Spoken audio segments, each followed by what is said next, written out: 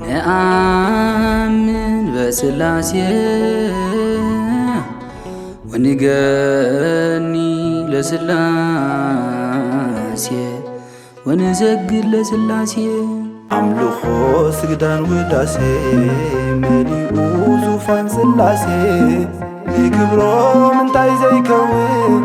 لوعلتهم كله مسكين تكبري لهم كله مسكين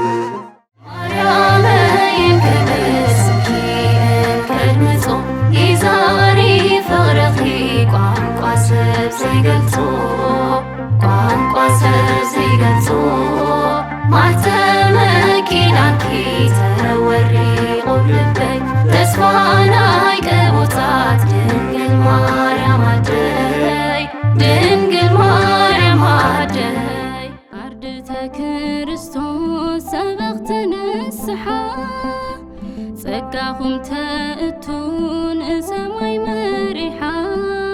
ከምቲ ንክርስቶስ ብግብሪ ዘስመርኩም ንዓኹም ክንመስል ንኽተል ኣሰርኩም ሃዋርያተ ሰላም ክቡራነ ስም ወሰርኡ ሃይማኖት እንተ ኢትጠፍእ ክርስቶስ ልቦ ዝነደደ ኣብ ማዕድዮ ቀራንዮ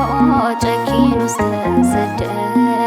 ከይሓዘ ኣይምለስን ህያው ጎልጎታ ከፍቅረኪ ነብር ክሳብ መወዳእታ ከይሓዘ ኣይምለስን ህያው ጎልጎታ ከፍቅረኪ ነብር ክሳብ መወዳእታ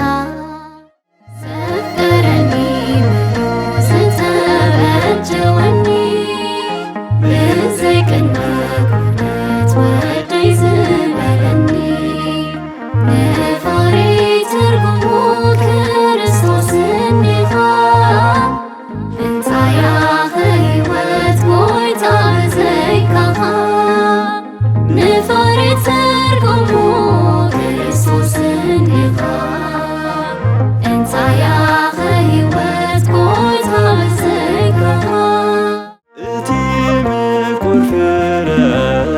ፍረ ናይ ትዕግስቲ ጽባሕ ንጭብጦ ድሕሪ ቅዱስ ገድሊ ኣብ ደንበ ናይ ሰላም ኮይንና ንቕደሶ ዘኪርና ንሰብኩም ኣብ ጎደና ጽድቂ ከምቶም ኣቦታትና ዝሰዓቡ ሓቂ نآمن بسلاسي ونغني لسلاسي ونسجد لسلاسي